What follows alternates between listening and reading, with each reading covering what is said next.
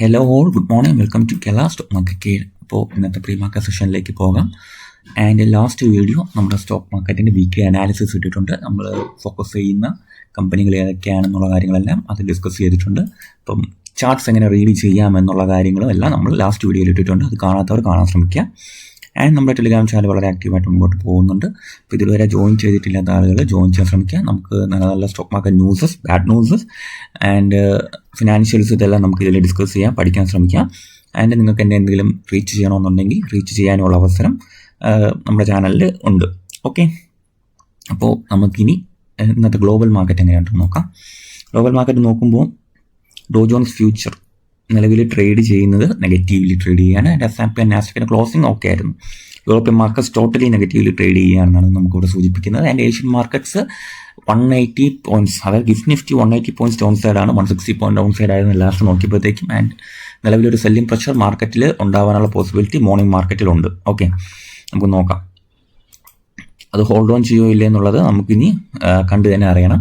And Japanese markets slightly flat to negative എന്ന് പറയാം.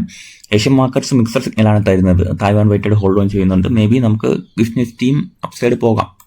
ഒരു സെല്ലിംഗ് പ്രഷർ അതിജീവിക്കാനുള്ള പോസിബിലിറ്റി ഉണ്ട്.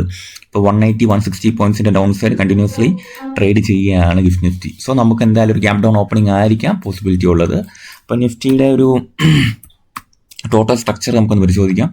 1 അവറിലിട്ട് നമ്മൾ പരിശോധിക്കുമ്പോഴത്തേക്കും ഒരു സ്ട്രക്ചർ ബേസ് മാർക്കറ്റ് ഇപ്പോൾ ഒരു കൺസോൾട്ടേഷനിൽ നിൽക്കുകയാണ്. ഓക്കെ, ആൻഡ് മാർക്കറ്റ് പുതിയൊരു ഹൈ ഉണ്ടാവണമെന്നുണ്ടെങ്കിൽ ഈ ഒരു 25,600 അല്ലെങ്കിൽ ആ ഒരു റേഞ്ച് ബ്രേക്ക് ചെയ്ത് ഒരു റീടെസ്റ്റ് ചെയ്താൽ പുതിയൊരു ഹൈയിലേക്ക് മാർക്കറ്റ് നീങ്ങും. ഇപ്പോൾ സത്യം പറഞ്ഞാൽ ഒരു ഹെൽത്തി ആയിട്ടുള്ളൊരു കൺസോൾട്ടേഷൻ മാർക്കറ്റ് നിൽക്കുന്നു എന്നുള്ളതാണ് ഫാക്റ്റ് എന്ന് പറയുന്നത്. പക്ഷേ അതൊരു വിധത്തിൽ നല്ലതുമാണ്. ഓക്കെ, ഇപ്പം മാർക്കറ്റിൻ്റെ ഒരു ലിക്വിഡിറ്റി സോണാണ് 25,530 എന്ന് പറയുന്നത്. മാർക്കറ്റ് ഇതിന് മുന്നേ കണ്ടില്ലേ, ഈ ഒരു ഏരിയയിൽ നിന്നാണ് ബ്രേക്ക് ചെയ്ത് മാർക്കറ്റ് അപ്സൈഡ് പോയത്. സോ ഈ ഒരു ഏരിയയിലെ ഒരു റീടെസ്റ്റ് ചെയ്താണ് ഈ സോണ് മാർക്കറ്റ് നിൽക്കുന്നതെന്ന് നമുക്കിവിടെ കാണാൻ കഴിയും. 1 അവർ ചാർട്ട് നിങ്ങൾ നോക്കുകയാണെങ്കിൽ ഒരു സോൺ വരയ്ക്കുക. സോൺ എന്ന് പറഞ്ഞാൽ ലിക്വിഡിറ്റി എടുത്തിട്ടുണ്ട്. അതിൻ്റെ ഈ വിക്ക് വെച്ച് ലിക്വിഡിറ്റി ഒക്കെ എടുത്ത് മാർക്കറ്റ് അപ്സൈഡ് പോയിട്ടുണ്ട്. അതിൻ്റെ ഒരു ഹെൽത്തി ആയിട്ടൊരു കൺസോൾട്ടേഷനിലാണ് മാർക്കറ്റ് നിൽക്കുന്നത്. ആൻഡ് എൻ്റെ ഒരു വ്യൂ കഴിഞ്ഞ കുറേ ദിവസങ്ങളായിട്ട് നമ്മൾ സെയിം വ്യൂ ആണ് പറഞ്ഞുകൊണ്ടിരുന്നത്. മാർക്കറ്റ് ടു ആൻഡ് ഫ്രോ അങ്ങോട്ടും ഇങ്ങോട്ടും മാർക്കറ്റ് കൺസോളിഡേറ്റ് ചെയ്യുകയാണ്. ഓക്കെ, അപ്പോൾ ഇതിൻ്റെ അപ്സൈഡ് മാത്രമേ മാർക്കറ്റിൽ പുതിയൊരു ഹൈ അല്ലെങ്കിൽ ഒരു അപ്സൈഡ് മൊമെൻറ്റം ഉണ്ടായി എന്ന് ഞാൻ കണക്കാക്കുകയുള്ളൂ 25,600 മുകളിൽ. അപ്പോൾ നമുക്കിപ്പോൾ മൈനറായിട്ടുള്ള ഒരു സെല്ലിംഗ് പ്രഷർ നേടാവുന്ന സോൺസ് ആയിട്ട് ഈ ഒരു ഏരിയ എല്ലാം അവിടെ അവൈലബിൾ ആണ്. 15 മിനിറ്റ് ചാർട്ടിലേക്ക് നമുക്ക് പോകാം. കണ്ടില്ലേ, മാർക്കറ്റ് ആ ഒരു ഏരിയയിൽ എത്തിയപ്പോൾ 15 മിനിറ്റ് ചാർട്ടിൽ നോക്കുകയാണെങ്കിൽ മാർക്കറ്റ് നിങ്ങൾ ഇവിടെ ശ്രദ്ധിക്കുക. മാർക്കറ്റ് ഡൗൺ സൈഡ് വരുന്നു, അപ്പ് സൈഡ് പോകുന്നു, ആൻഡ് വീണ്ടും ഡൗൺ സൈഡ് വരുന്നു, ഒരു സപ്ലൈ ടെസ്റ്റ് ചെയ്യുന്നു, തിരിച്ച് മാർക്കറ്റ് വീണ്ടും സപ്ലൈയിലേക്ക് വരുന്നു, ആൻഡ് വീണ്ടും ഇവിടെ ബയേഴ്സിനെ ട്രാപ്പ് ചെയ്യുകയാണ് ഉണ്ടായത്. മാർക്കറ്റ് ഒരു ബൈയിങ് പ്രഷർ തന്ന ശേഷം വീണ്ടും സപ്ലൈ അടിക്കുകയാണ് ചെയ്തത്. ഓക്കെ, അപ്പോൾ നമുക്ക് ഈ ഒരു ഏരിയ 24,000 to 24,500 എന്ന് പറയുന്ന ഈ സോണ് ഒരു സപ്ലൈ ആയിട്ട് അവിടെ മൈനർലി ആക്ട് ചെയ്യുകയാണ്. അപ്പോൾ നമുക്ക് നോക്കാം ഇന്നത്തെ പ്രൈസ് ആക്ഷനിൽ മാർക്കറ്റ് ഈ ഒരു സോൺ ബ്രേക്ക് ചെയ്യാനുള്ള അറ്റംപ്റ്റ് നടത്തുമോ ഇല്ലയെന്ന്. ആൻഡ് നമുക്കൊരു മൈനർലി ഉള്ള ഡൗൺ സൈഡ് മൊമെൻറ്റം വരികയാണെങ്കിൽ, ഡൗൺ സൈഡ് മൊമെൻറ്റം എന്തായാലും ഉണ്ടാവും. ആൻഡ് മൈനർലി 23,800 എന്ന് പറയുന്ന സോള് മാർക്കറ്റിലെ ഒരു ഡൗൺ സൈഡ് പ്രഷർ ഉണ്ടാവുകയാണെങ്കിൽ ഈ ഒരു ഏരിയയിൽ മേ ബി ഒരു സപ്പോർട്ട് എടുക്കാൻ അല്ലെങ്കിൽ ഡിമാൻഡ് എടുക്കാനുള്ള പോസിബിലിറ്റി ഉണ്ട്. കാര്യം പ്രീവിയസ്ലി മാർക്കറ്റ് അവിടെ ഡിമാൻഡ് എടുത്തിട്ടുണ്ട്. അത്യാവശ്യം നല്ലൊരു സോണാണ്. സോ ഇവിടെ ബയേഴ്സ് അവൈലബിലിറ്റി ഉണ്ടാവാനുള്ള പോസിബിലിറ്റി ഉണ്ട്. ആൻഡ് അവിടെ നിന്നും ബ്രേക്ക് ചെയ്യാൻ 23,560 എന്നുള്ള സോണായിരിക്കും മാർക്കറ്റ് എത്തുക. സോ തൽക്കാലം ഇത്രയും സോൺസ് നമുക്ക് നോക്കാം. ആൻഡ് ഇവിടെ നിന്ന് ഒരു ബ്രേക്ക് ഉണ്ടാവുകയാണെങ്കിൽ നമുക്ക് ലൈവ് മാർക്കറ്റിൽ ലെവൽസ് ഡിസ്കസ് ചെയ്യാം. ഇന്നത്തെ റിസൾട്ടുകൾ നമുക്ക് പരിശോധിക്കേണ്ടതായിട്ടുണ്ട്. UPL, Canara Bank, Indian Hotels Company, About India, Corona Remedies, Fractal Analytics, GR Infra Projects, GE Power India, JB Chemicals, JSW Energy, Moltech, New India Insurance Company, Nuvama Wealth, PNGS, Reva Diamond, PVR, Satin, Credit Care, Shah Metallics and Syrma, ഇത്രയും കമ്പനികളുടെ result വരുന്നുണ്ട്. So ഈ കമ്പനികൾ hold ചെയ്യുന്നവർ റിസൾട്ടും കൂടെ പരിശോധിക്കുക. ഉചിതമായ തീരുമാനങ്ങൾ നിങ്ങൾ എടുക്കുക. ഓക്കെ, ക്വാർട്ടർലി ഏർണിംഗ്സ് വന്നതിൽ ABB ഇന്ത്യ അത്യാവശ്യം പ്രോഫിറ്റ് കാണിക്കുന്നുണ്ട് ആൻഡ് റവന്യൂ ഗ്രോത്തും ഉണ്ട്. ടാറ്റ കൺസ്യൂമർ പ്രൊഡക്ട്സ് ആണെങ്കിൽ പ്രോഫിറ്റ് ആൻഡ് റവന്യൂ ഇൻക്രീസ് ചെയ്തിട്ടുണ്ട്. സ്വിഗ്ഗിയുടെ റിസൾട്ട് നമുക്ക് പരിശോധിക്കാൻ ഇൻട്രസ്റ്റ് ചെയ്യാൻ 1051 കോടിയായിരുന്ന ലോസ് അത് 800 കുറച്ചിട്ടുണ്ട് സ്വിഗ്ഗി. റവന്യൂ ഓൾസോ സ്പൈക്ക് ചെയ്തിട്ടുണ്ട്. അത് 44% റവന്യൂ സ്പൈക്ക് ഉണ്ടായിട്ടുള്ളത്. ഫുഡ് ഡെലിവറി റവന്യൂ ഗ്രോ ചെയ്തിട്ടുണ്ട്. 1629 കോടിയിൽ നിന്ന് 2075 കോടിയിലേക്ക് നീങ്ങിയിട്ടുണ്ട്.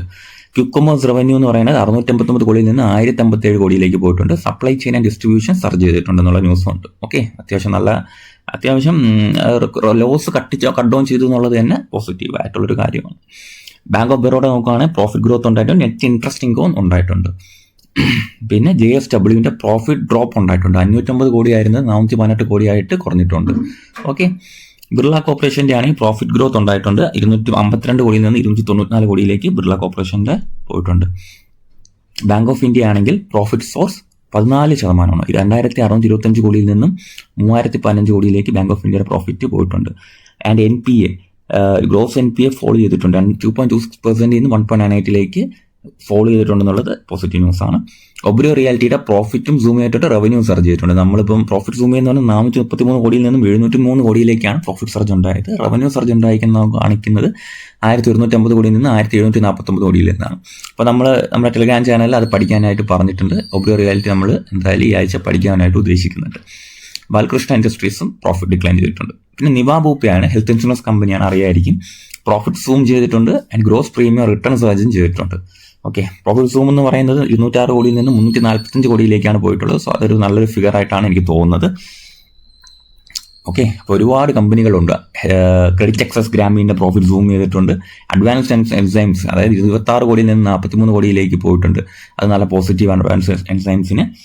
സോ ഒരുപാട് നല്ല കമ്പനികളുടെ റിസൾട്ട് വന്നിട്ടുണ്ടെന്നുള്ളതാണ് ഈ ആഴ്ചത്തെ ഒരു പോസിറ്റീവ് കാര്യം. പിന്നെ പ്രധാനമന്ത്രിയുടെ ഇന്നലത്തെ ഒരു അഭിസംബോധനയിൽ നമ്മൾ പെട്രോൾ യൂസ് കുറയ്ക്കാനും ഗ്യാസ് യൂസ് കുറയ്ക്കാനുള്ളൊരു ആഹ്വാനം ഉണ്ടായിട്ടുണ്ട്.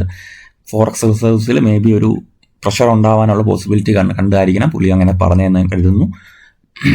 ആൻഡ് പുള്ളി വിദേശയാത്രകൾ ഒഴിവാക്കാനും പിന്നെ ഗോൾഡ് പർച്ചേസ് ഒരു കൊല്ലത്തേക്ക് ഒഴിവാക്കാനൊക്കെ ഉള്ളൊരു നിർദ്ദേശം ഇന്നലത്തെ ഒരു പബ്ലിക് റാലിയിൽ പറഞ്ഞിട്ടുണ്ട്.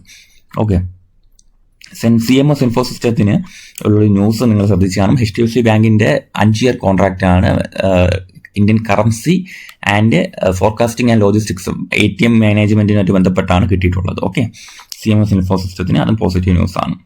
ഓക്കെ, അപ്പോൾ ഇത്രയും ന്യൂസസ് ഉണ്ട്. പിന്നെ ഇൻട്രസ്റ്റിംഗ് ആയിട്ടുള്ള ഒരു ചാർട്ട് പാറ്റേൺ ഞാൻ കണ്ടത് JBM ഓട്ടോയിലാണ്. നമുക്കൊന്ന് ഫോക്കസ് ചെയ്യാം. JBM ഓട്ടോ ലിമിറ്റഡ് അത്യാവശ്യം നല്ലൊരു പ്രൈസ് ആക്ഷൻ ഇവിടെ കാണിക്കുന്നുണ്ട്. നിങ്ങൾ നോക്കുകയാണെങ്കിൽ ഹയർ ഹൈസിനുള്ള അറ്റംപ്റ്റ് നടത്തുന്നുണ്ടെന്നുള്ള കാര്യങ്ങളാണ്. ഒരു അറ്റംപ്റ്റ് 650 റേഞ്ച് ബ്രേക്ക് ചെയ്യാനുള്ള അറ്റംപ്റ്റ് നടത്തിക്കൊണ്ടിരിക്കുകയാണ്. സോ JBM ഓട്ടോ ഇന്നത്തെ ഫോക്കസിൽ ഞാൻ ഇട്ട് വെച്ചിട്ടുണ്ടായിരിക്കും. Okay, so thank U.